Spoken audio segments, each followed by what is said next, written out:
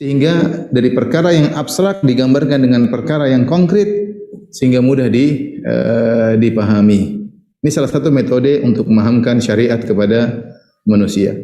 Di antara permisalan yang menarik tentang seorang mukmin yang sejati adalah Nabi mengumpamakan mukmin yang sejati dengan lebah madu tentunya.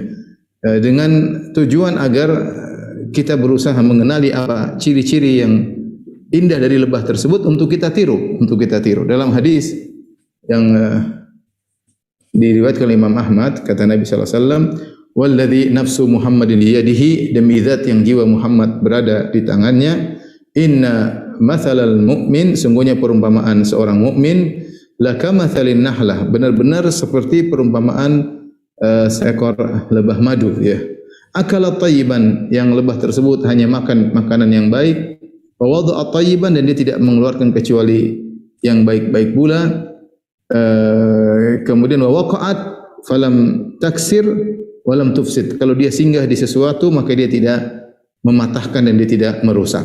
Sebelum kita menjelaskan tentang perumpamaan tersebut, kita tahu bahwasanya lebah adalah salah satu dari keajaiban makhlukatillah yang Allah Subhanahu wa taala menyebutkan tentang lebah ini dalam Al-Qur'an. Bahkan dalam Al-Qur'an namanya surat An-Nahl, surat ke-16 ya. Surat An-Nahl itu surat ke-16. Yang surat An-Nahl juga itu disebut oleh para ulama dengan surat An-Ni'am, surat tentang nikmat-nikmat Allah Subhanahu wa taala, karena Allah sebutkan banyak nikmat yang Allah sebutkan satu persatu dalam surat tersebut. Di antaranya Allah sebut tentang lebah. Kata Allah Subhanahu wa taala, "Wa auha rabbuka ilan nahli an ittakhidhi minal jibali buyutan wa minas syajari wa mimma ya'rishun. Thumma kuli min kulli thamarati fasluki subula rabbiki dhulula. Yakhruju min butuniha syarabun mukhtalifun alwanuhu fihi shifaa'un linnas. Inna fi dzalika laayatan liqaumin yatafakkarun." Kata Allah Subhanahu wa taala, "Wa awha rabbuka ilan nahlati an ittakhidhi", maka Allah Subhanahu wa taala mewahyukan kepada lebah. Allah mengilhamkan, wa auha, yaitu Allah mengilhamkan kepada lebah, an ittakhidhi minal jibali buyutan, buatlah rumah-rumah di gunung-gunung, di pohon-pohon, wa mimma ya'rishun, dan di bangunan-bangunan yang dibikin oleh manusia. Kemudian makanlah dari sari-sari dari buah-buahan, ya. Wasluki subuli rabbiki dzulula, kemudian ikutilah jalan Rabbmu. Setelah Allah sebutkan yakhruju min butuniha, keluar dari perut lebah ini, syarabun mukhtalifun alwanuhu, minuman yang beraneka ragam warnanya, yaitu madu, fihi shifaa'un linnas, yang situ ada obat bagi manusia, kesembuhan bagi manusia. Inna fi dzalika laayatan liqaumin yatafakkarun, yang demikian itu ada tanda kebesaran Allah bagi orang yang berfikir. Jadi inilah makhluk yang ajaib yang Allah jadikan sebagai tanda adanya Allah, tanda keagungan Allah. Bagaimana lebah tersebut bisa mengeluarkan dari perutnya madu yang di situ mendatangkan kesembuhan bagi penyakit-penyakit yang ada pada manusia, yang Allah katakan inna fi dzalika laayatan liqaumin yatafakkarun. Pada yang demikian itu ada tanda-tanda akan kebesaran dan keagungan Allah Subhanahu wa taala. Kita kembali kepada apa sih sifat-sifat lebah yang khusus disebutkan oleh Nabi sallallahu alaihi wasallam. Kita sebutkan hadisnya dalam riwayat Imam Ahmad. Kata Nabi sallallahu alaihi wasallam, "Walladzi nafsu Muhammadin biyadihi, inna mathalal mu'min kamathali nahlah akala tayyiban wa wada'a tayyiban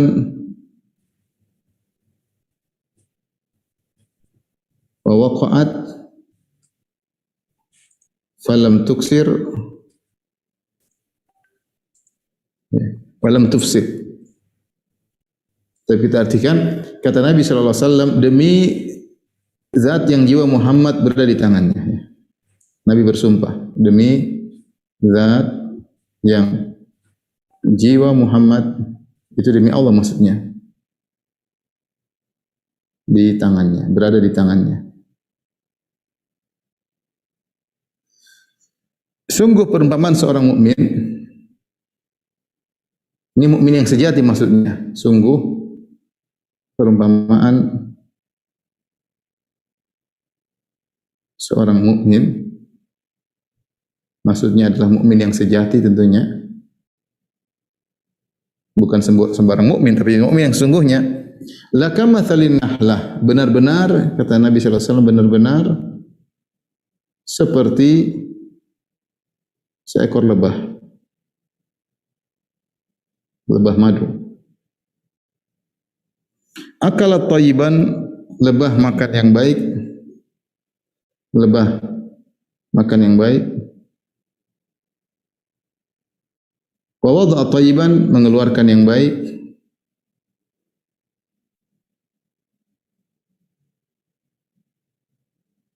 Wa waqa'at, dan singgah di dahan,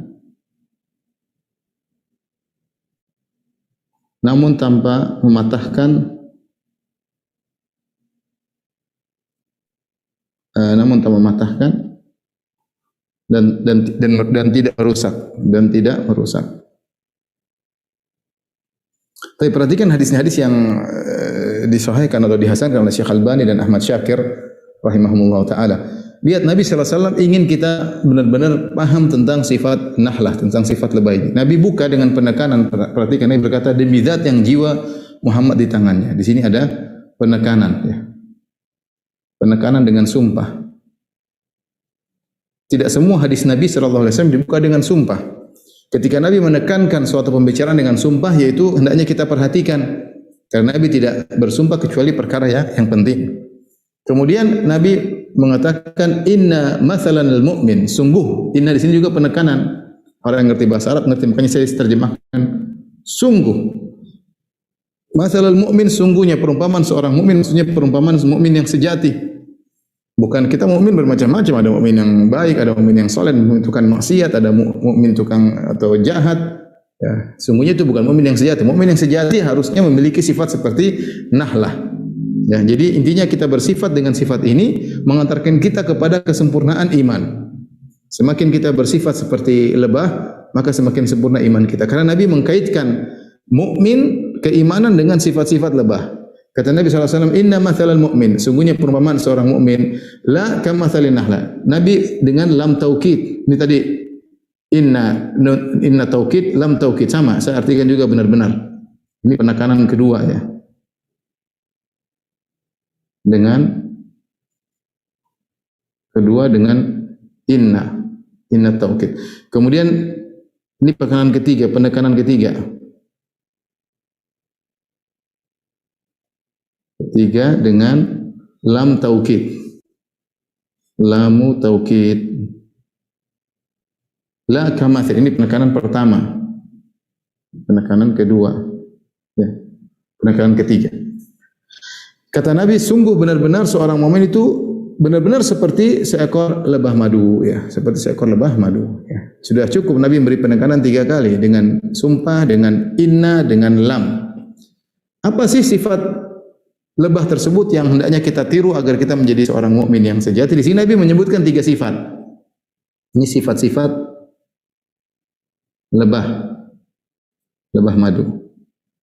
Apa sifatnya? Yang pertama, akala thayyiban, makan yang baik. Sifat kedua, waqa'at falam taksir walam tufsid. Kalau dia lagi singgah di sesuatu dahan, dia tidak patahkan dan dia tidak juga merusak, ya. Inilah 3 sifat lebah yang disebutkan oleh Nabi sallallahu alaihi wasallam. Kita cek benar lebah itu, ya. Tidaklah dia makan kecuali yang baik saja. Dia cuma datang makan sari bunga, ya. Makan sari bunga. Ini benar, ya. Lebah hanya makan sari bunga. Dia tidak makan yang kotor-kotor, hanya makan yang baik. Kemudian lebah hanya mengeluarkan yang baik-baik pula. Apa yang dia keluarkan? Di antaranya madu, kemudian apa? Propolis, kemudian di antaranya apa? Biopolin, kemudian di antaranya royal jelly. Ya. Dia keluarkan yang baik-baik aja, yang semua dibutuhkan oleh manusia, madunya, propolisnya, bipolennya, jelinya, ya. Ini sifat yang kedua yang hanya dimiliki Saya sempat bertanya kepada orang yang peternak lebah, lebah punya kotoran enggak? Dia bilang tidak ada. Saya enggak tahu, Allah alam bisawab. Intinya yang dikeluarkan lebah semuanya kebaikan. Semuanya kebaikan dikeluarkan lebah. Tidak ada keburukan yang dikeluarkan oleh lebah. Entah madu, entah propolis, entah bipolen, royal jelly, semuanya dibutuhkan dalam kesehatan manusia. Kemudian kalau dia singgah di dahan, maka ada yang dahan dia singgah sambil dia mengambil serbuk sarinya atau mengambil nektar dari bunga tersebut atau dari buah-buahan. Kalaupun dahannya mau patah, maka dia tidak patahkan. Dia mengambil dengan cara yang halus sehingga dia tidak merusak dan dia tidak mematahkan ya. Ya, inilah tiga sifat lebah dari ini. Artinya Nabi membatasi ini sifat lebah yang tidak ada sifat yang lain, ataukah Nabi ketika menyebutkan tiga sifat ini hanyalah sampel ya. Masih ada sifat-sifat lebah lain yang indah yang hendaknya kita ikuti, yang hendaknya kita tiru. Karena Nabi membuka pembahasannya dengan mengatakan inna mathalal mu'min lakamathalin nahlah. Sungguh perumpamaan seorang mukmin seperti perumpamaan seekor lebah. Kemudian Nabi sebutkan contoh kebaikan lebah tiga. Makan yang baik, mengeluarkan yang baik, tidak merusak dahan. Apakah terbatas pada tiga ini? Jawabannya tentu tidak. Ini sekedar Rasulullah menyebutkan sampel tentang kebaikan lebah. Sungguhnya ada sifat-sifat lebah yang lain pula yang hendaknya kita perhatikannya. Yang disebutkan oleh Nabi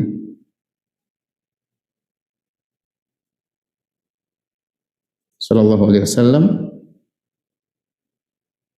hanyalah contoh ya. Masih ada, bukan pembatasan, sifat lebah yang harus ditiru, yang hendaknya ditiru. Nanti akan kita sebutkan insyaallah sifat-sifat lebah yang lain. Tapi kita akan bahas insyaallah tentang tiga sifat ini.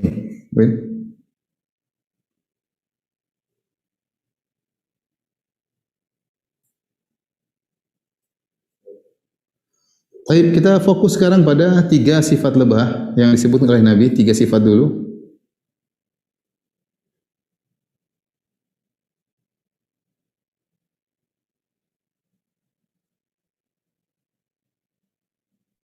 Oleh Nabi sallallahu alaihi wasallam. Yang pertama kata Nabi sallallahu alaihi wasallam ya, akala thayyiban, makan yang baik-baik aja. Makan yang baik-baik saja. Ini hendaknya ditiru oleh kita dalam mengkonsumsi sesuatu, dalam menginput sesuatu hendaknya kita selektif ya. Perhatikan ya. Hendaknya kita dalam memakan sesuatu, mengkonsumsi sesuatu, atau menginput sesuatu dalam tubuh kita harus selektif. Yang baik-baik saja. Contohnya apa? Contohnya kita hanya makan yang baik, hanya makan yang halal. Ya, jangan makan yang haram. Kenapa kita perlu perhatian tentang input ini? Karena apa yang kita input berpengaruh pada outputnya. Apa yang akan kita keluarkan. Seorang yang makan yang halal, insyaallah doanya mudah dikabulkan ya. Karena di antara yang menghalangi terkabulnya doa adalah makanan yang haram. Dalam suatu riwayat dikatakan kepada Sa'ad bin Abi Waqqas, meskipun riwayatnya lemah, karena Nabi sallallahu alaihi wasallam, atib mat'amak takun mustajabad da'wah. Jadikan makananmu selalu halal, niscaya kau akan mudah dikabulkan doanya. Dan ini sesuai dengan hadis Nabi yang masyhur, yang Nabi bercerita tentang seorang yang sudah bersafar lama, asy'adza akbar, rambutnya semeraut penuh dengan debu, yang muddu yadayhi ila sama, mengangkat kedua tangannya minta kepada Allah Subhanahu wa taala, dia mengatakan ya Rabbi, kabulkanlah permohonanku ya Rabbi, kabulkan permohonanku. Kata Nabi sallallahu alaihi wasallam, wa mat'amu haram, makannya haram, hasil dari haram. Wa mashrabu haram, minumnya dari hasil yang haram. Ya. Wa malbasu haram, pakaiannya dari hasil yang haram. Wa ghudhiya bil haram, kenyang dari hasil yang haram. Fa anna yustajabu lahu, maka sulit untuk dikabulkan. Kita berusaha apa yang kita masukkan dalam tubuh kita adalah yang halal ya. Jangan sampai yang haram. Karena kalau kita makan yang haram-haram akan berpengaruh kepada kepada diri kita. Makanya ketika Nabi SAW menyebutkan tentang hadis tentang syubhat yang Nabi mengatakan innal halala bayyin wal haramu bayyin, innal harama bayyin, sungguhnya yang haram jelas, yang halal jelas, di antaranya perkara-perkara yang syubhat. Siapa yang menerjang yang syubhat, maka akan terjerumus dalam yang haram. Yang syubhat dia lakukan lama-lama terjerumus dalam yang haram. Kemudian Nabi di akhir hadis mengatakan wa inna fil jasadi mudghatan idza saluhat saluhal jasadu kullu. Sungguhnya dalam tubuh itu ada segumpal daging, kalau dia baik maka baik pula yang lainnya, yaitu adalah hati. Kalau dia rusak maka rusak pula yang lainnya. Ala wahyal qalb, dan dia adalah qalbus manusia ya. Ternyata makanan itu punya pengaruh dalam kehidupan kita, dalam hati kita, dalam diterimanya amal. Seorang kalau makan yang haram, amalnya bisa diterima oleh Allah Subhanahu wa taala. Maka kita berusaha makan yang halal ya. Agar doa kita mudah dikabulkan oleh Allah Subhanahu wa taala. Kemudian kita berusaha selektif dalam melihat yang halal. Jangan yang haram. Berusaha. Kita tidak bisa menghindar dari melihat yang haram, terutama di zaman sekarang. Kita melihat aurat wanita terbuka, melihat lagi sekarang musim berita, kita lihat reporter membawa acara wanita terbuka auratnya dengan pakaian yang seksi dan yang lainnya. Tapi jangan lupa kita istighfar ya. Kita berusaha untuk tidak melihat, kalau terlihat maka kita katakan astagfirullah. Latih diri kita untuk mudah mengucapkan astagfirullah. Kapan kita cuek melihat wanita terbuka auratnya, kita tidak mengucapkan astagfirullah, maka akan terbiasa. Sehingga akhirnya mata kita tidak selektif. Mata kita melihat apa yang mau kita lihat ya. Tidak selektif.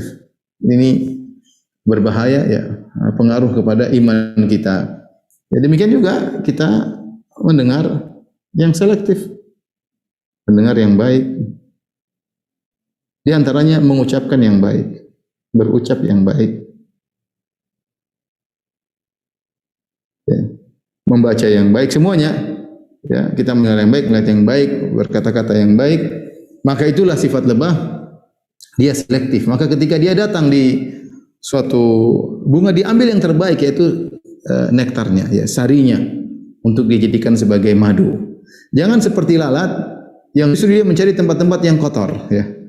Kata seorang penyair, syarrul wara bi uyubin nasi mushtaghilu mithlu dzubabi yura'i mautinal ilali. Seburuk-buruk makhluk adalah yang sibuk dengan aib-aib orang lain.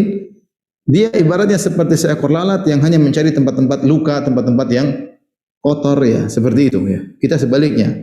Dan ini penting dalam kehidupan kita, tidak semuanya kita lakukan. Berteman harus selektif ya, karena semuanya punya pengaruh. Makan selektif, nonton yang selektif, mendengar yang selektif, membaca yang selektif ya, seperti lebah. Tidak semua mau kita baca, tidak semua mau kita dengar. Yang gibah namimah kita jauhi ya, isinya hanya bertengkar, caci maki di antara isu-isu yang tidak jelas, kita tidak usah. Kemudian yang kedua adalah wawadhu at-thayyiban, mengeluarkan yang baik.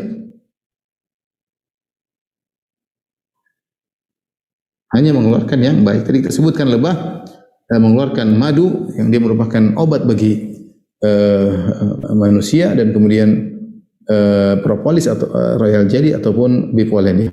Ini semuanya adalah perkara yang baik. Ini adalah dampak dari input yang baik ya. Output yang baik adalah dampak dari input yang baik. Maka berusaha kita tidak mengganggu orang lain ya. Ya, jangan ganggu orang lain. Jangan menzalimi orang lain. Ya. Bertutur kata yang halus. Kata Allah Subhanahu wa taala, wa qulu linnasi husna, ucapkanlah kata-kata yang baik kepada manusia, ibadah. Kata Nabi sallallahu alaihi wasallam, wal kalimatu thayyibatu sadaqah. Kata-kata yang baik adalah sedekah. Kita milih kata-kata. Kata Allah, wa qul li ibadi yaqulu lati hiya ahsan inna syaitana yanzagu bainahum inna syaitana kana lil insani aduwwan mubina. Kata Allah Subhanahu wa taala, katakanlah kepada hamba-hambaku untuk memilih perkataan yang terbaik. Wa qul li ibadi yaqulu lati hiya ahsan. Jadi kalau ada kata-kata yang baik, kita pilih yang terbaik, ya. Kenapa kita disuruh milih yang terbaik? Inna syaitana yanzagu bainahum. Setan suka mengadu domba di antara manusia. Maka kita tatkala nulis di WA, grup WA, pilih kata-kata yang baik, yang menyenangkan orang yang mendengarnya. Kalaupun nasihat, dengan kata-kata yang baik, yang benar-benar kita tujuannya untuk menasihati, bukan hanya menyinyir, mencibir tanpa ada tujuan. Kita pilih bagaimana cara menasihati yang baik ya. Menyatakan itu salah semua orang mungkin bisa, tapi bagaimana memperbaiki tidak mudah. Ini butuh tutur kata yang baik. Sementara sebagian orang bangga dengan kata-kata yang kasar, sebagian orang bangga mencibir, menyinyir orang lain.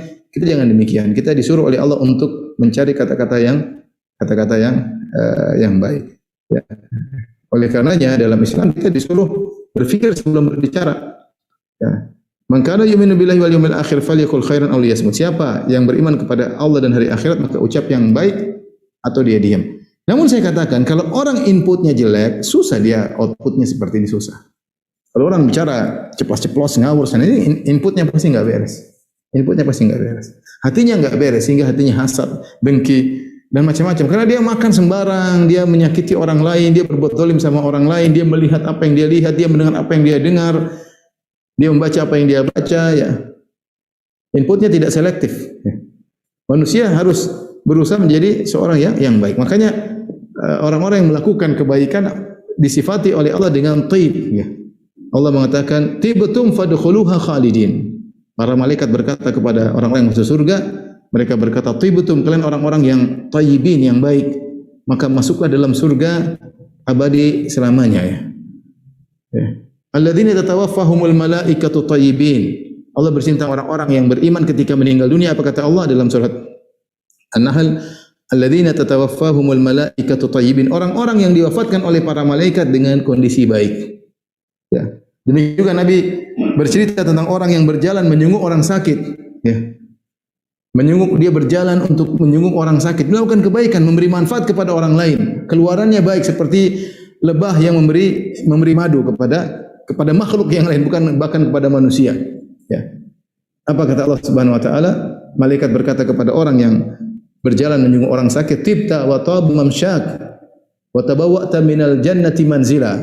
Engkau adalah orang yang baik dan baik pula perjalananmu dan siapkanlah kaplingmu di surga, ya. Ini yang kita pikirkan, bagaimana kita bisa bermanfaat kepada orang lain. Makanya di antara hal yang menakjubkan, lebah disebutkan lebah. Lebah itu dia mencari makan ketika di musim panas. Bersiap untuk memenuhi musim dingin. Karena musim dingin dia bunga-bunga tidak ada sari-sarinya. Saya baca seperti itu. Jadi dia lebah-lebah itu cari makan di musim panas, kemudian dimakanlah sari tersebut, kemudian dikunyah oleh lebah, maka jadilah madu diletakkan di sarangnya. Seperti itulah. Tetapi yang menakjubkan, dia menyediakan madu lebih daripada kebutuhannya. Dia menyediakan madu lebih daripada kebutuhannya. Kenapa bisa demikian? Karena memang Allah yang mengilhamkan kepada lebah untuk mengumpulkan madu yang banyak. Karena dia mengumpulkan madu bukan buat untuk dirinya saja, tetapi juga untuk orang makhluk yang lain, untuk manusia. Sama dikatakan sapi juga demikian. Sapi mengeluarkan susu lebih dari kebutuhan anak-anaknya. Buat siapa? Buat manusia. Kalau buat anak-anaknya enggak sebanyak itu, tapi Allah ilhamkan kepada sapi atau Allah ciptakan sedemikian rupa sehingga susu yang dikeluarkan lebih banyak daripada kebutuhan anak-anaknya karena untuk dikonsumsi oleh manusia. Ya, lebah demikian ya. Apa yang dia keluarkan bermanfaat bukan hanya untuk dirinya, bermanfaat bagi orang lain. Ini penting sehingga kalau kita selektif dalam apa yang kita input dalam diri kita, maka output kita juga baik. Dan saya ingatkan ikhwan dan akhwat di zaman kita ini sekarang udahlah orang cuek. Mulai apa yang mulai lihat, kepo, pingin tahu, berjam-jam kemudian browsing di internet, dengar berita ini, melihat anu. Saya bilang bukannya berarti kita enggak perlu tahu dunia dalam berita.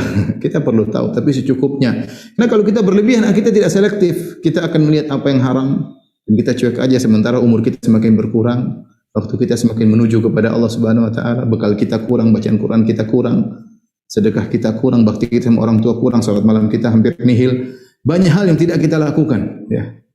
Sementara kita sibuk habiskan waktu 1 jam, 2 jam dengan melihat hal-hal yang mungkin rasa-rasanya manfaatnya ada tapi tidak banyak. Ya, perlu kita tahu berita yang berkaitan dengan kerjaan kita, tapi jangan berlebih-lebihan. Akhirnya yang lebih manfaat tidak kita lakukan. Tatkala kita tidak selektif, apapun semua masuk pada diri kita, lihat output kita nanti kita rasakan. Kita tidak waspada dalam berkata-kata, kita tidak waspada dalam menulis komentar, kita terkadang menyakiti hati orang, terkadang kita zalimi orang, tidak tertarik untuk membantu orang lain, hati kok tidak terenyuh ketika melihat ada orang susah di depan kita. Semua ini karena input kita bermasalah. Ya. Lebah makan yang baik, mengeluarkan yang baik. Tidak pernah mengeluarkan yang buruk, tidak pernah makan yang buruk dan tidak pernah mengeluarkan yang buruk. Baik, yang ketiga sifat lebah yang Nabi sebutkan dalam hadis tadi, yaitu wa waqa'at falam taksir walam tufsid, sehingga didahan namun tidak merusak, tidak mematahkan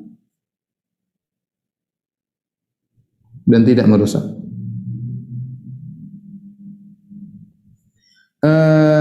Di antara faedah dari sifat ini ya, yaitu bagaimana dikatakan bahwasanya ya, lebah ya, ketika apa namanya, ketika menjalani sesuatu dia tidak merusak di sekitarnya ya. Ketika menjalani sesuatu, jadi pekerjaannya, maksudnya pekerjaannya tidak merusak di sekitarnya.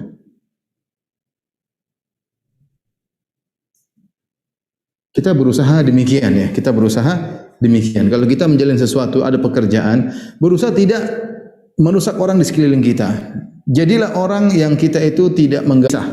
Karena kita kalau datang selalu bikin masalah. Jangan seperti lebah, tidak bikin masalah. Dia ada keperluan, dia ingin mengambil sari dari bunga, tapi dia tidak merusak dahan, tidak. Ya. Sebagian orang subhanallah, keberadaan dia membuat orang di sekelilingnya gelisah. Ya. Kalau ketemu dengan anak-anaknya yang gelisah, ketemu istrinya gelisah, di pekerjaan orang juga gelisah sama dia, mengganggu orang, keberadaannya tidak diharapkan. Kalau dia tidak ada, maka orang mengucapkan alhamdulillah dia tidak datang. Karena selalu merusak. Kalau berkata-kata selalu sakit hati, kalau bikin komentar selalu nyinyir. Subhanallah. Ini seperti apa? Ini tidak benar seperti ini. Kita butuh interaksi. Siapa sih di antara kita yang tidak perlu interaksi? Kita manusia, makhluk sosial. Kita butuh interaksi dengan istri kita, interaksi dengan anak kita, interaksi dengan pembantu kita, interaksi dengan supir kita, interaksi dengan bos kita, interaksi dengan anak buah kita, dengan tetangga kita, dengan murid kita, dengan guru kita. Berusaha agar tidak merusak hati mereka, tidak mematahkan hati mereka, tidak menyakiti hati mereka. Yang paling tidak enak yang dirusak, disakiti adalah hati seseorang. Seperti lebah dia ketika melakukan pekerjaan tidak merusak. Kemudian di antaranya lebah tidak apa namanya, istilahnya tidak mengharap yang lebih dari, yaitu bersikap sesuai dengan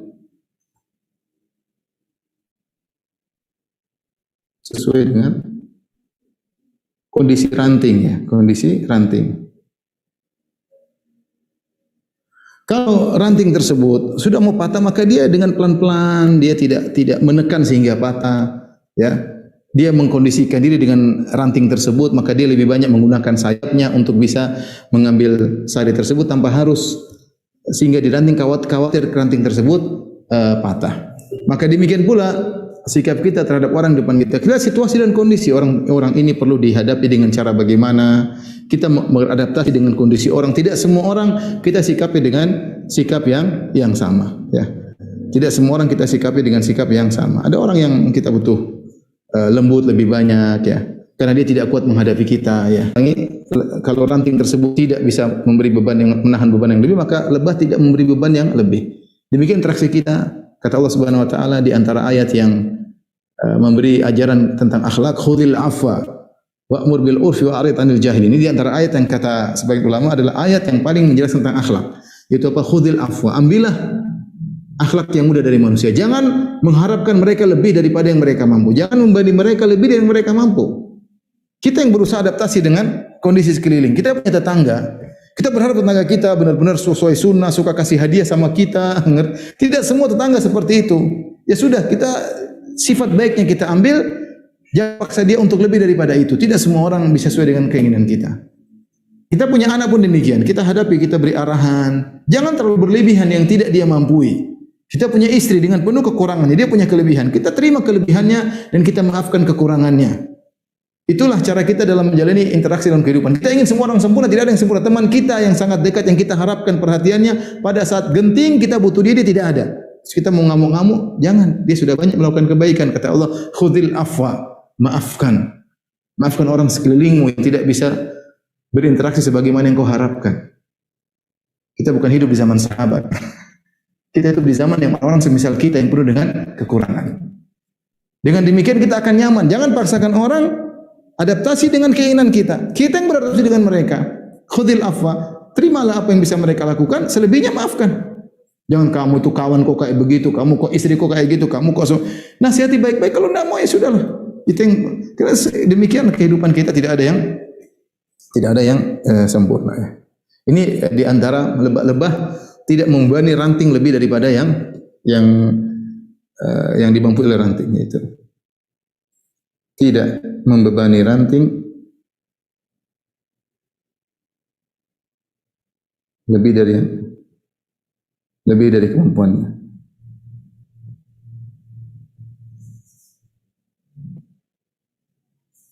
Jadi kita berusaha tidak memberatkan orang ya. Sebagian orang saya pernah sampaikan, sebagian orang kemana-mana memberatkan. Contoh kalau dia bertamu bikin orang gelisah. Bertamu ya kamu apa? Jamu saya apa makanannya? Sudah siap belum? Jadi bikin repot orang yang ngundang itu pada gelisah. Ini dia mau datang nanti kita siapin apa? Sudah tantanya sudah masak belum? Pokoknya dibuat gelisah. Jangan gini, jangan gitu. Dia datang semua orang rumah gelisah. Jangan begitu. Jangan bawa luar kemampuan datang apa yang dimakan-makan selesai biar kemudian pulang. Orang itu layyin, hayyin, mudah. Jangan sama murid memberatkan murid, jangan sama guru memberatkan. Semua orang jadi gelisah berinteraksi dengan kita. Kita nanti aja. Kalau enggak mau sudah, kita ada Allah Subhanahu wa taala. Kita berusaha, kita adaptasi dengan mereka. Yang mau bertamu saja bikin susah orang. Bertamu saja bikin susah orang. Kalau dia datang, orang ini datang bikin gelisah. Itu orangnya begini nanti kalau gini, kita salah ngomong nanti dia ini dia sudah. Susah orang seperti ini. Jadilah seperti lebah santai, dia menghirup dan dia tidak merusak di sekitarnya ya. Tapi ini di antara 3 sifat yang Nabi sebutkan. Tentunya ada sifat-sifat lain yang mungkin bisa kita renungkan juga tentang sifat-sifat lebah yang juga bermanfaat ya.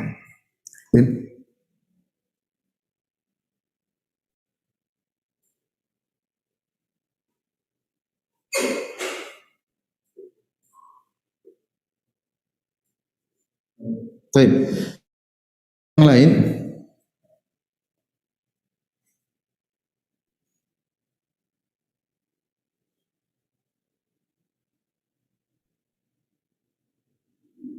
sifat-sifat baik lebah yang lain.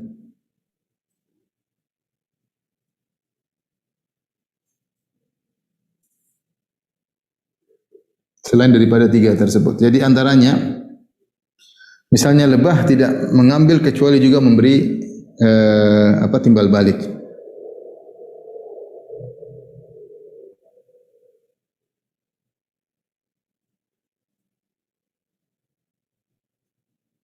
Juga memberi itu ada timbal balik. Contoh ketika lebah singgah di bunga atau dia melakukan perkawinan atau apa sehingga dia mengambil serbuk sari dia pindahkan ke bunga yang lainnya. Misalnya ada jantan ada betina sehingga terjadi perkawinan penyerbukan atau semisalnya istilahnya. Ini di antara fungsi lebah dan ada sebagian tumbuhan yang tidak bisa melakukan pembuahan kecuali dengan angin atau dengan bantuan lebah. Ya. Karena tumbuhan tersebut tidak bisa ketemu, tidak bisa, tapi dia butuh angin untuk memindahkan serbuk sarinya. Atau dia butuh lebah mengambil sarinya, tapi dia juga ada nempel di badannya, kemudian dia pindahkan ke bagian betina. Ya. Maka demikian, nah ini diajarkan oleh Nabi Shallallahu Alaihi Wasallam. Ya. Man sona ilaikum ma'rufan fakafi'uhu. Kata Nabi sallallahu alaihi wasallam, siapa yang melakukan kebaikan bagimu, fakafi'uhu, maka berusahalah balas dengan setimpal. Rasulullah mengatakan siapa yang berbuat kebaikan kepadamu, maka berusahalah balas dengan setimpal. Fa illam tajidu ma yukafi'unahu fad'u lahu. Jika kalian tidak mendapati apa yang bisa dibalas dengan setimpal, maka doakan. Minimal mengucapkan jazakallahu khairan. Ya, ini diajarkan oleh Nabi. Jadi kalau ada orang berbuat kita berusaha balas dengan kebaikannya. Yang maksudnya yang setimpal kalau bisa, yang cocok dengan dia. Kalau ada orang misalnya raja atau orang kaya yang beri sesuatu, mungkin dia tidak butuh harta, tapi dia butuh kita doakan, kita berbuat baik. Intinya kita berusaha balas kebaikannya. Bagaimana lebah? Lebah mengambil sari, tapi dia juga mengadakan proses bukan di antara tumbuhan-tumbuhan tersebut ya. Kemudian di antara sifat lebah ya, pekerja keras. Pekerja keras ya, tanpa perlu pengakuan ya. Apapun jabatannya. Artinya apa? Lebah itu kerjanya tulus. Dia tulus, dia kerja untuk ratunya, dia kerja dia jadi sebagai ini, sebagai penjaga di apa namanya istananya untuk mencari serbuk, untuk mengambil madu. Kerjanya apapun kerja dengan baik, dengan pekerja keras, tidak pernah letih, tidak pernah lelah, terus bekerja, tulus. Ya, tidak perlu disanjung, tidak perlu ketika dia tahu pekerjaan dia kerjakan dengan baik. Hendaknya seorang mukmin juga demikian. Ketika dia bekerja karena Allah Subhanahu wa taala. Nabi sebutkan tentang seorang yang tidak dikenal tapi dia ikhlas kepada Allah Subhanahu wa taala, kata Nabi sallallahu alaihi wasallam, tuba li rajulin akhadha anana farasi fi sabilillah. Sungguh beruntung atau surga bagi seorang lelaki yang dia mengambil tali kudanya untuk berjihad di jalan Allah Subhanahu wa taala. In kana fi saqah kana fi saqah. Kalau dia ditugaskan di bagian pasukan belakang, dia bertugas dengan baik. Wa in kana fil hirasah kana fil hirasah. Kalau dia ditugaskan untuk menjaga di daerah pertempuran, maka dia bekerja dengan baik. Artinya dia bukan di bagian panglima, bukan bagian pasukan inti, kalau pasukan paling belakang, tidak terkenal. Tapi kata Nabi, beruntung orang ini. Ya. Kenapa dia ikhlas kepada Allah? Tidak penting dia kedudukannya sebagai apa. Kemudian kata Nabi sallallahu alaihi wasallam, in syaffa'a lam yusyaffa. Kalau dia kasih rekomendasi, enggak didengar, enggak diterima rekomendasi. Wa in ista'dzana lam yu'dzan lahu. Kalau dia minta izin, tidak didengar izinnya. Berarti orang tidak terkenal. Orang ini di pasukan tidak dianggap. Buktinya kalau memberi rekomendasi tidak didengar, kalau minta izin tidak diberi izin, kalaupun tugasnya hanya bagian penjagaan, bagian belakang, bukan pasukan inti. Tapi kata Nabi, tuba, beruntung dia. Kenapa? Dia tulus dalam bekerja. Maka ini penting kita dalam menjalankan suatu kegiatan itu demi kemaslahatan. Tidak peduli kita sebagai apa ya.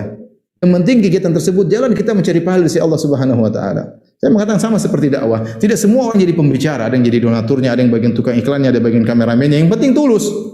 Urusan pahala urusan Allah Subhanahu wa taala. Bukan berarti yang tampil pahala lebih banyak. Enggak.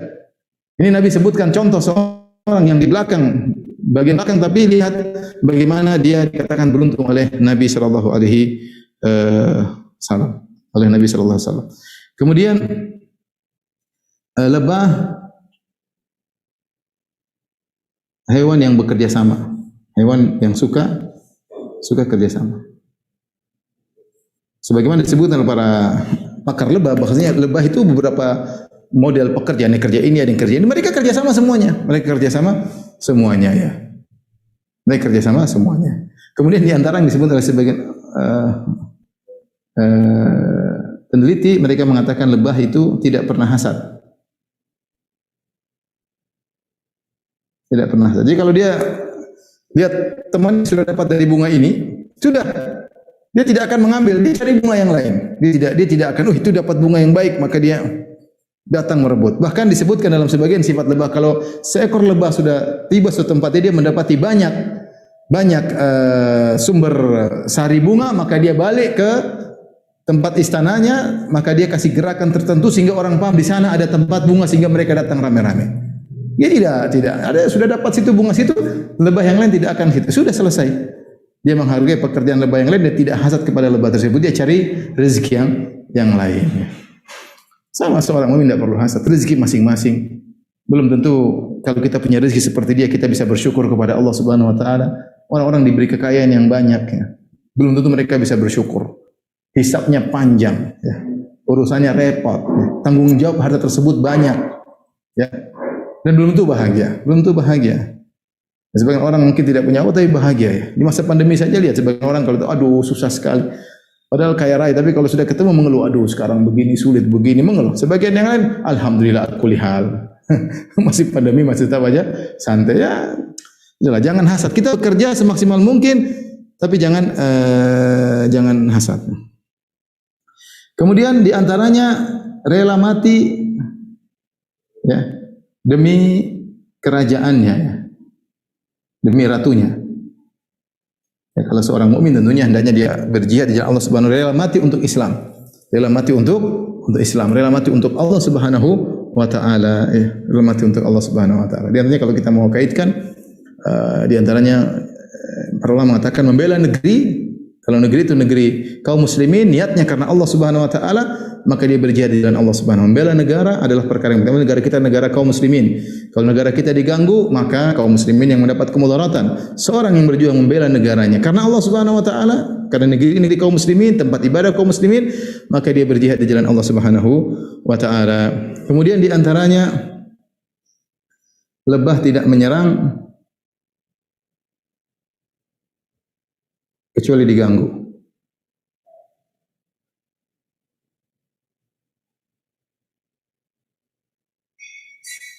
Dia tidak seperti tawon. Jadi bedanya katanya beda antara lebah dengan zumbur atau antara nahlah dengan lebah dengan tawon. Kalau tawon dia menyerang, kalau lebah enggak. Lebah kalau kita tidak serang dia tidak menyerang. Tapi kalau kita serang maka dia akan menusuk ya. Itu pun tusukannya sekarang dijadikan manfaat untuk pengobatan. Itu pun tusukan sebagian orang mengambil tusukannya untuk pengobatannya.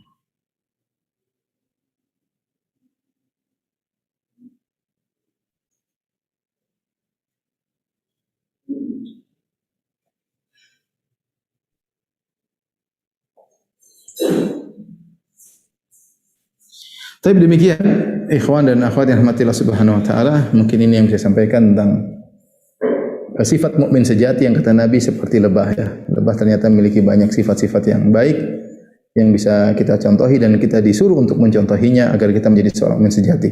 Jadi meniru sifat lebah mengantarkan kita kepada tingkatan iman yang lebih tinggi. Wallahu taala alam bishawab. Demikian, kalau ada yang mau bertanya saya persilakan. Baik Ustaz, syukron kasiran, ini luar biasa, ini topiknya benar-benar kontekstual banget. Kita sangat senang sekali Ustaz dapat pemahaman ternyata sedalam ini nih Ustaz. Dari hadis yang satu ini diuraikan, Masya Allah gitu, ternyata dalam sekali.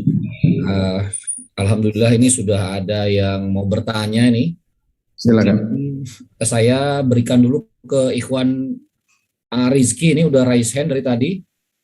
Nanti mungkin sisanya nanti saya coba. Atau biarin aja. Monggo tafadhol akhir. Silakan. Assalamualaikum warahmatullahi wabarakatuh. Waalaikumsalam warahmatullahi wabarakatuh.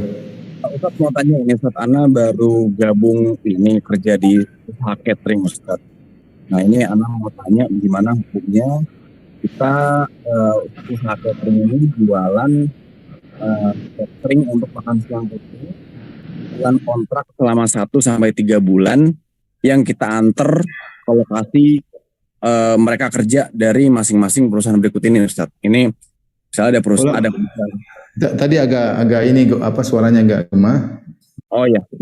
Jadi dia bilang catering, kenapa catering diantar ke? Ya, bagaimana hukumnya sebuah usaha catering jual makanan untuk makan siang rutin dengan kontrak selama 1-3 bulan yang kita antar ke lokasi mereka dari masing-masing perusahaan berikut ini Ustaz. Dari perusahaan kita jualan catering ke perusahaan televisi yang buat acara sinetron. Aduh, agak ini ya, mohon maaf ya, agak apa namanya.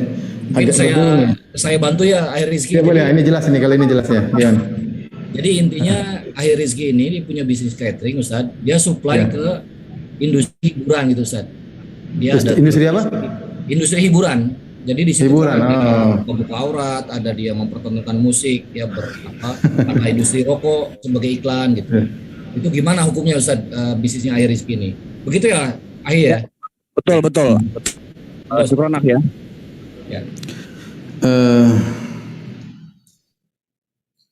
Allah alam, saya tidak tahu ya. Tapi gini, kalau saya jualan ini sederhana, saya tidak tahu hukumnya kalau itu ya. Tapi kalau saya jualan warung, ada pezina beli makanan, saya akan jual ya. Saya akan jual. Beda kalau dia beli kondom, baru saya nggak jual. Pak beli kondom, enggak, saya nggak jual. Kalau dia makan ya, dia punya hak untuk makan ya. Namanya demikian. Mudah-mudahan selama tidak hal-hal yang mendukung kemaksiatan mereka ya. seperti tadi beli jual kondom kayak apa kayak kalau sekedar makan mudah-mudahan tidak. Tapi saya tidak berani jawab ya, mungkin perlu ditanya kepada ustadz yang lebih pakar tentang hal ini, mungkin Ustadz Arwandi, Ustadz Arifin ya, di berkaitan dengan ekonomi ya. Tapi mudah-mudahan tidak mengapa ya kalau sekedar hanya makan saja ya, karena semua orang butuh makan. Lain halnya kalau hal-hal yang dijual terkait dengan melancarkan perkara tersebut. Jangankan kita jual kepada orang yang pelaku maksiat, orang kafir aja kalau beli kita kasih, kita jual dia buat makan nih. Kalau dia beli untuk acara Natalan ya kita nggak jual. Tapi kalau dia untuk makan sehari-hari, meskipun dia setelah itu pergi ke gereja, meskipun setelah itu dia menyembah berhala, kita boleh jualan. Sebagaimana Nabi SAW jual beli dengan orang-orang Yahudi. Ini saya kasih gambaran awal yang mudah-mudahan membolehkan hal tersebut, tapi saya tidak berani berfatwa. Saya harap Mas Riki tanya kepada Ustadz yang lebih alim tentang masalah ini. Wallahu ta'ala alam bisawab. Ustadz tadi maaf, Ustadz Irwandi, satu lagi Ustadz Arifin, maksudnya Ustadz Arifin Badri, boleh. Mereka berdua pakar dalam hal ini ya. Syukran. Baik Ustadz, pertanyaan berikutnya dari Umu Arkan ini. Jadi beliau ingin memahami konsep belajar dari lebah ini diterapkan dalam organisasi Ustadz atau komunitas mungkin bisa dijelaskan. Tadi mungkin sudah saya singgung tadi bagaimana lebah ketika dia bekerja dengan tulus karena niatnya karena Allah Subhanahu wa taala ya, sehingga dia tidak peduli kedudukannya sebagai apa. Saya sering memberi arahan kepada kumpulan misalnya teman-teman di sekolah. Saya bilang sekolah ini berjalan dengan kerjasama semua lini, semua instrumen kerjasama dengan baik. Tidak ada satu instrumen yang meremehkan instrumen yang lain, tidak ada satu lini meremehkan lini yang lain. Seperti saya bilang ada suatu sekolah internasional yang ngajar agama penting dalam sekolah ini, yang ngajar bahasa Inggris juga penting, semuanya perlu ya, karena kalau yang ngajar bahasa Inggris tidak anggap maka ini tidak menjadi sekolah internasional. Ya, sebagian merasa saya karena saya guru agama berarti yang lain tidak perlu, enggak, semua, bahkan bagian yang mungkin yang bagian cuci pakaiannya ini semua perlu. Jadi kita menghargai dengan ketika organisasi kita menghargai yang lain, tidak kita menganggap diri kita yang terbaik sehingga kita meremehkan, karena kita adalah kerjasama. Dan Allah mengatakan wa ta'awuna 'alal birri wat taqwa. Tolonglah menolong kalian dalam kebaikan dan ketakwaan. Maka dalam organisasi pun demikian. Kalau itu suatu kebaikan, kita ditugaskan sebagai apa saja kita kerjakan. Kalau ada yang salah kita nasihati dengan cara yang baik. Dengan demikian kita bekerja karena Allah Subhanahu wa taala, bukan karena untuk sanjungan orang lain. Allah taala alam bisawab. Ustaz, ini ada satu pertanyaan dari Ummu Ahmad, bagaimana kita jika diminta membantu, agak keluar konteks Ustaz, dalam acara ruahan. Ini tradisi. Acara apa? Acara ruahan Ustaz, Ruahan itu apa? Saya nggak tahu. Tradisi jelas dia. Kalau baik oke, kalau nggak baik ya jangan. Ruahan itu apa? Saya nggak paham. Ini kalau mungkin dari kata ruat ya, meruat gitu ya, mesti gimana nih? Saya nggak ngerti. Saya tidak bisa beri hukum kecuali saya ngerti maksud tradisi Ruah itu. Ya, dari bulan ruah. Bulan ruah itu kan padanannya kalau dari bulan Zulhijjah bulan kita itu padanannya dengan bulan apa biasanya kan, cuman ini pakai istilah Jawa ruah Ustaz. Bulan apa? Coba ya? Mungkin Ibu yang bertanya bisa jelasin mungkin ya. Muhammad, nanti saya skip dulu ya, nanti setelah jelas. Oke. Nanti kita bisa jawab ya. Maaf ini kan banyak yang bertanya, ya, saya selanjutnya yang lain. Oke. Dari Nun Hisbi Ihsan, apakah baik buruknya uang yang digunakan untuk membayar biaya kuliah di sekolah tinggi Islam mempengaruhi ilmu yang didapat Ustaz? Nah, ini dari nafkah kita. Nanti bagaimana dengan ilmunya yang kita dapat nih? Misalnya dari nafkah. Kalau anak kita mungkin dia tidak tahu apa-apa ya. Tapi kalau kita sudah tahu itu haram, terus kita gunakan, ini pengaruhnya sangat sangat besar. Anak-anak mungkin tidak tahu apa-apa, mudah-mudahan mereka dimaafkan karena memang kewajiban orang tua memberi nafkah. Makanya fatwa misalnya orang tua penghasilannya haram, apakah anaknya boleh ambil? Sebenarnya mengatakan boleh selama kebutuhan darurat ya. Karena orang tua punya kewajiban beri nafkah. Ternyata orang tersebut dengan cara yang haram, dia boleh ambil untuk sekolahnya, untuk makannya, tapi tidak boleh untuk berfoya-foya, beli kendaraan ini, dan enggak boleh karena itu di luar daripada darurat. Sebagaimana istrinya juga, selama terus menasihati sang bapak untuk meninggalkan pekerjaan haramnya. Tapi sang anak selama dia hanya kebutuhan primernya, mudah-mudahan. Tapi kalau seorang melakukan, dia sudah tahu itu hukumnya haram dan dia melakukan, maka itu punya pengaruh. Maka itu punya pengaruh dalam keberkahan ilmunya. Mungkin dia pintar, mungkin dia hafal Al-Quran tapi tidak berkah ya, karena dia menggunakan sumber yang haram ya. Jadi kalau ada pun anak yang tidak tahu ya, kita berharap mudah-mudahan tidak mengapa ya. Tapi kalau anak kita sudah tahu memang agak repot ya. Maka kemudian dia sengaja mengambil berlebihan dari orang tuanya, pasti ada pengaruhnya. Makanya di antara cerita yang menakjubkan adalah cerita ayahnya Al-Imam Al-Bukhari. Saya sering sampaikan cerita ini. Ayahnya Imam Al-Bukhari ketika akan meninggal dunia, dia mengatakan, aku tidak pernah makan satupun keping dirham yang syubhat. Bukan yang haram, yang syubhat pun tidak pernah. Maka lihatlah anaknya Imam Bukhari. Anaknya jadinya Imam Bukhari artinya. Tapi kita berusaha lah. Kalau kita punya hasil-hasil yang haram, kita berusaha bertobat kepada Allah Subhanahu wa taala, kita doakan anak kita. Makanya ketika Nabi SAW bercerita tentang orang yang berdoa sementara dia makanannya haram, minumnya haram, Nabi mengatakan, anna yustajabu lahu. Bagaimana bisa dikabulkan? Tapi Nabi tidak mengatakan tidak mungkin dikabulkan. Tapi kemungkinan dikabulkan itu sangat sulit. Tetapi bisa saja Allah kabulkan kalau Allah sayang. Maksud saya, seorang meskipun dia makan yang haram, tetap dia berdoa kepada Allah. Dia minta kasih sayang Allah Subhanahu wa taala. Doa yang pertama dia minta, ya Allah, lepaskanlah aku dari kebiasaan ini. Jauhkan aku dari hasil yang haram. Beri hidayah kepada anakku. Ya, jadi mudah-mudahan kalau sang anak tidak tahu, mudah-mudahan tidak ada pengaruh ya. Tapi kalau sang anak sudah tahu dan dia berlebihan ngambil dari orang tuanya, ini saya khawatirkan. Allah taala alam bisawab. Syukran Ustaz. Baik, pertanyaan berikutnya dari Ukhti Yanti Kusnianti. Di surat An-Nahl ayat 69 disebutkan makanlah dari tiap-tiap buah-buahan, Ustaz. Pertanyaan bagaimana penjelasan dari ayat tersebut, makan buah-buahan? Karena kita ketahui bahwa lebah itu kan yang dihisap nektarnya, Ustaz, bukan buah-buahan. Ini maksudnya dalam gimana itu? Ya, Mungkin dari segi botolnya, Ustaz. Dalam apa namanya? Dalam bahasa Arab itu ada namanya majaz hadaf, yaitu sesuatu yang dihapuskan tapi dipahami. Seperti firman Allah Subhanahu wa taala, was'lil qaryata. Tanyalah kepada negeri. Maksudnya tanyalah kepada penduduk apa? Negeri. Seperti itu. Dalam bahasa Arab ada seperti supaya dipahami. Ketika dibilang lebah, semua orang tahu lebah tidak makan buah apel, tidak, tapi dia mungkin buah-buahan yang ada sarinya, yang ada apanya. Jadi bukan buahnya yang dimakan, tapi apanya buah. Buah-buahan itu hanya perwakilan dari pepohonan-pepohonan. Jadi jangan dia pahami lebah makan apa? Buah apel seperti kita, enggak, tapi dia makan apanya buah gitu. Sarinya buah kayak apanya buah seperti itu. Nah Ustaz, sebelum pertanyaan berikutnya yang tadi dari Muhammad menjelaskan ini ruwahan itu tradisi Jawa, jadi padanannya dengan bulan Sya'ban Ustaz. Jadi ada semacam rutinitas berkirim doa gitu loh. Berkirim doa itu bagaimana? Jadi mungkin itu kan dari secara dalil ibadahnya. Kirim doa bagaimana? Maksudnya saya doain dia doain saya. Bagaimana kirim-kirim doa ini saya kurang paham. Beliau merasa mungkin ini enggak, mungkin kayak saya juga kurang ini nih. Tapi kalau mungkin ibaratnya kayak nisfu Sya'ban gitu Ustaz, ada kadang-kadang kan doa air dibacakan. Mungkin mirip-mirip begitulah. Tradisi aja sih, tradisi. Intinya kita lihat tradisi itu, kalau ada sunnahnya kita lakukan, kalau enggak maka tidak dikatakan sunnah ya. Misalnya malam nisfu Sya'ban, secara umum setiap malam kita dianjurkan sholat malam, dan malam nisfu Sya'ban datang dalam sebagian hadis adalah malam yang mulia. Tetapi mengadakan sholat 100 rakaat di malam tersebut adalah bid'ah yang diingkari oleh Imam Nawawi dan juga diingkari oleh Al-Iz bin Abdis Salam. Mereka menganggap ini bid'ah yang mungkar. Artinya silakan Anda beribadah di malam tersebut, tapi jangan mengkhususkan suatu model ibadah tertentu yang tidak ada dalilnya. Makanya diingkari oleh Imam Nawawi rahimahullahu taala, padahal malam nisfu Sya'ban malam yang mulia, seorang silakan salat malam, ingin bersedekah silakan, tapi ini ada salat 100 rakaat malam nisfu Sya'ban. Nah, ini tidak boleh.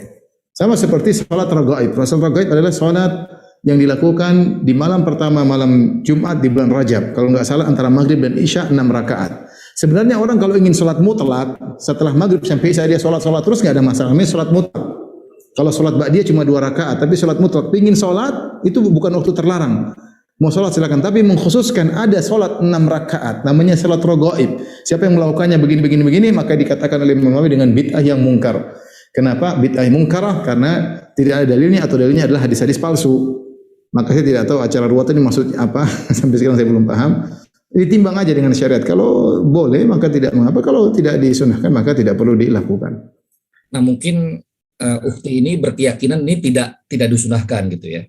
Tapi beliau diminta bantu karena tetangganya yang mengadakan. Nah ini Ini bagaimana menyikapinya Ustaz? Nah, kalau dia meyakini itu tidak disyariatkan, maka dia tolak dengan baik ya.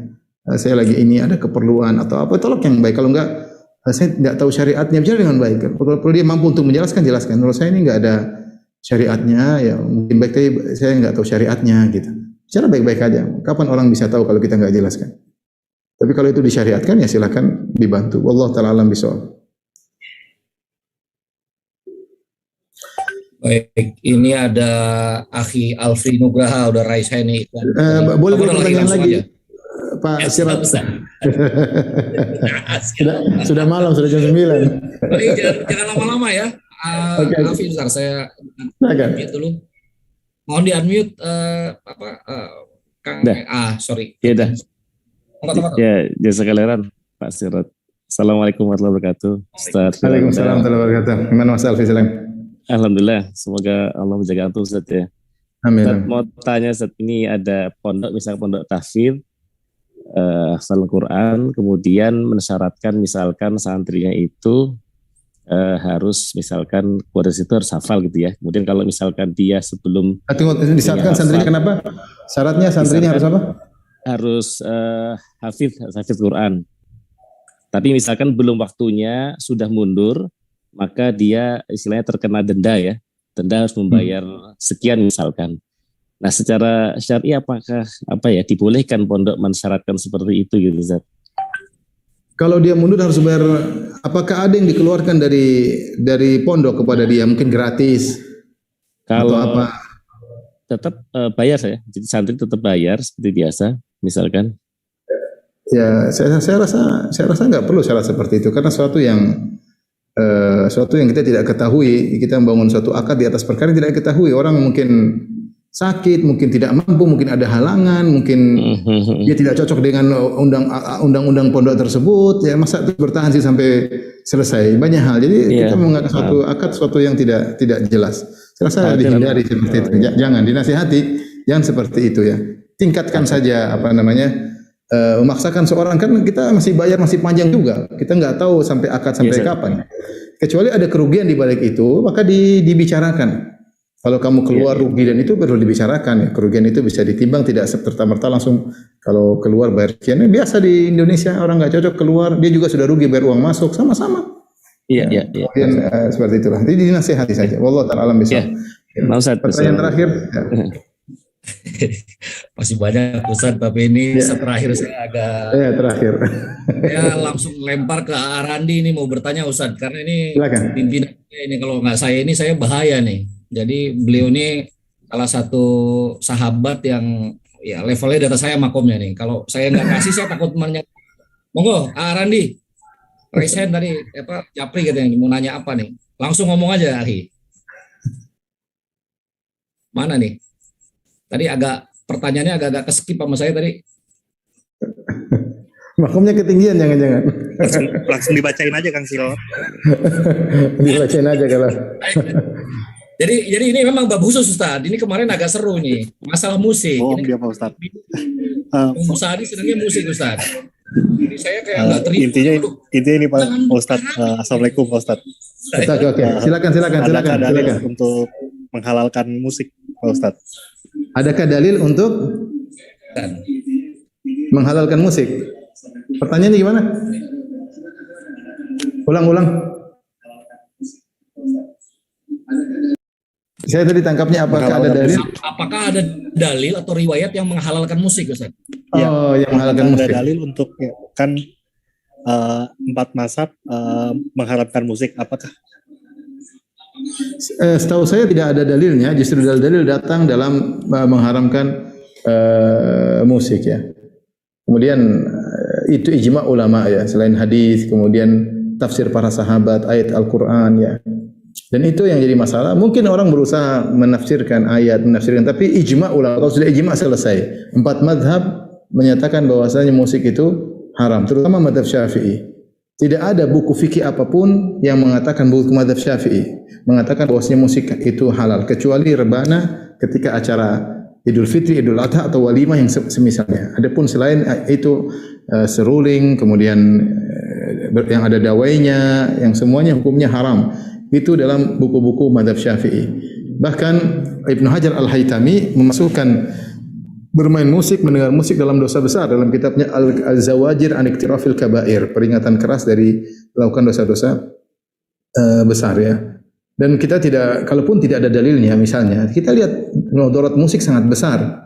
Orang suka musik-musikan, akhirnya seperti tadi, akhirnya lalai pikirannya, lagu-lagunya cinta semua dan macam-macam ya. Dan akhirnya masuk dalam hayalan-hayalan, kemudian akhirnya musik menyuruh kepada minum khamr. Lihat pemusik-musik rata-rata enggak beres mereka, rata-rata dunia mereka dunia hiburan, kemudian ya seperti itulah. Dan sangat melalaikan, sangat melalaikan. Ya, oleh karenanya jikapun tidak ada dalil mengharamkan, hanya sekedar kita timbang maslahat mudarat, maka saya bilang hukumnya haram karena mudaratnya sangat besar, membuat orang sangat lalai. Orang bisa dengar musik, mana mau baca Al-Quran, mana mau baca Al-Quran pun kurang ini, dia lebih senang dengar musik daripada dengar Al-Quran. Ya, wallahu taala alam bisawab. Ini saja yang bisa saya sampaikan kepada rekan-rekan sekalian, semoga bermanfaat. Kurang lebihnya saya mohon maaf. Wabillahi taufiq wal hidayah. Assalamualaikum warahmatullahi wabarakatuh. Waalaikumsalam warahmatullahi wabarakatuh. Terima kasih Pak Ustadz. Silakan tutup Pak Sirot langsung.